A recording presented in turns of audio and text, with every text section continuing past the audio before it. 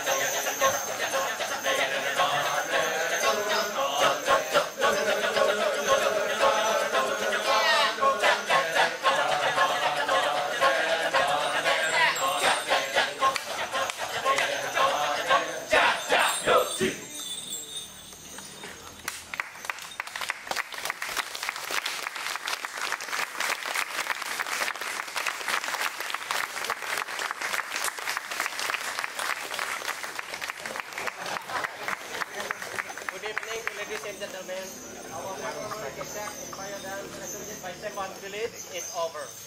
And this Kechak, I just tell you, so this is not commercial Kechak. Because you know why?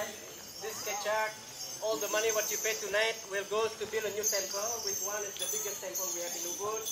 It's taken care by Samahan village, which is only a few hundred meters up the road.